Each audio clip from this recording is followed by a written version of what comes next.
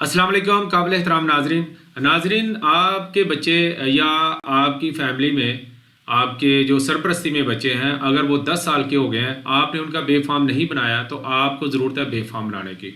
तो मैं आपको सुजेस्ट करूंगा कि आप उनका बेफाम नहीं बनाएं बल्कि डायरेक्ट स्मार्ट कार्ड बनाएं।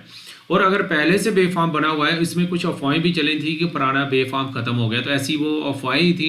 बेफाम पुराना भी वैलिड है, लेकिन मशवरा यह है कि आप उनका स्मार्ट कार्ड बना लें। स्मार्ट कार्ड के फ़ायदे क्या होंगे उसकी मैं आपको एक मुख्तर से व्लॉग में डिटेल फ्राहम करता हूँ। तो जनाब, सबसे पहले मैं आपको एक लाइट सा ये पिक्चर में ले जाऊँ कि ये बेफाम में बेसिकली आप देख सकते हैं कि नाम के स्पेलिंग नहीं होते, जस्ट उर्दू में नाम होता है, वालदा और वालिद का नाम होता है और एड्रेस होता है। और आगे अगर आप के पास स्मार्ट कार्ड है, इवन आपके पास अगर स्मार्ट कार्ड है, तो बच्चों का स्मार्ट कार्ड भी जो बड़ों का कार्ड होता है उससे मिलता ही जुलता होता है, सिर्फ उसमें स्मार्ट कार्ड लिखा होता है। ठीक है, तो उसमें ये फ़ायदा होता है कि उसका उर्दू नेम के साथ जो है वो इंग्लिश में भी नेम के स्पेलिंग होते हैं, और ना सिर्फ उसके होते हैं बल्कि उसके जो वालिद और सरपरस्त के नाम के भी स्पेलिंग लिखे होते हैं। अब इससे फ़ायदे क्या होंगे? तो फ़ायदे आप सबसे पहले जैसे कि नेम लिखने से आपने देखा है कि मैट्रिक का जो जी सनद पे जो सर्टिफिकेट पे जो नाम होता है वो सारी जगहों पे एज ए रेफरेंस चलता है। तो वहाँ से स्टाफ जो एडमिशन भेजते हैं या बाज़ औक़ात बच्चे ही नाम के स्पेलिंग गलत लिख देते हैं, या उनको लगता है कि मेरे नाम के ये स्पेलिंग है, वो लिख देते हैं, हालांकि वो ठीक नहीं होते।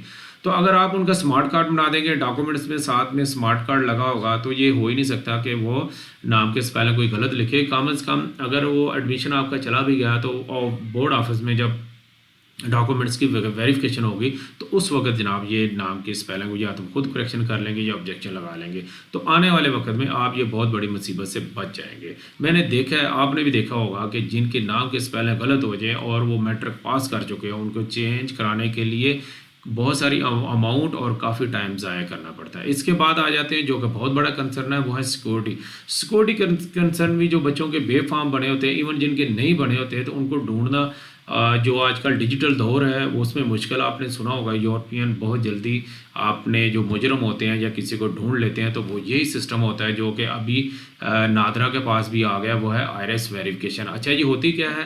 पुराने जिन लोगों ने कार्ड बनाया उनको तो इस चीज़ का आइडिया नहीं होगा, लेकिन अगर अब आप नादरा जाएँ तो सारी वेरिफिकेशन में एक वहाँ पे प्रोसेस ये भी होता है कि इस तरह के एक बड़ा सा कैमरा नुमा डिवाइस होगी जिसमें वो आपको बैठाया जाता है और उसमें मुख्तलिफ़ किस्म के एंगल लिए जाते हैं। ये एक बड़ा सुपर पावर कैमरा है जो कि आपकी पूरे ना सिर्फ फेस को स्कैन करता है, आपकी जो आइज़ होती हैं, अभी बायोमेट्रिक के बाद जो नेक्स्ट वेरिफिकेशन जो वर्जन आएगा आप देखेंगे वो होगी आई।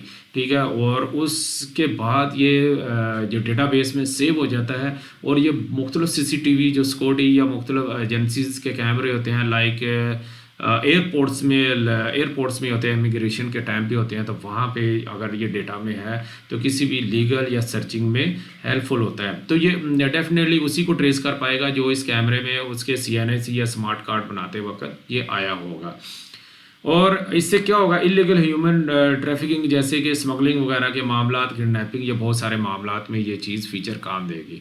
इसके बाद आपने देखा होगा यूरोपियन में इवन छोटा बच्चा भी हो तो वो बेफाम नहीं चलता, स्मार्ट कार्ड ही बनता है। तो स्मार्ट कार्ड अगर वो लेते हैं तो इसका यही मतलब होता है कि स्मार्ट कार्ड में किसी भी इंसान के बहुत सारे जो इन्फॉर्मेशन है वो फीड हो जाती है, और उसी से वो उसको आइडेंटिफाई कर पाते हैं कि ये जो इंसान है, बच्चा, ये इसकी क्या इन्फॉर्मेशन है। और जब आपकी स्मार्ट और बायोमेट्रिक हो जाए, बेसिकली 10 स्मार्ट कार्ड एक माँ के बच्चे का भी बन जाता है। तो मैंने 10 साल के बाद उसकी जो बायोमेट्रिक वेरिफिकेशन है वो इनेबल हो जाती है, उससे पहले इनेबल नहीं होती। तो जब आपकी बायोमेट्रिक इनेबल हो जाएगी तो आप यानी कि जिस बच्चे का बना रहे हैं तो वो जो सिम है वो भी खरीद सकेगा। और ये कितनी अच्छी बात है कि उसके नाम की सिम आप परचेज़ करें, और जब सिम होगी तो किसी भी किस्म का इवन जायज़ इजी पैसा या बैंक एक पूरा बैंक अकाउंट भी वो ओपन करवा सकता है। तो ये जो छोटे छोटे मैंने आपको फ़ायदे बताए हैं।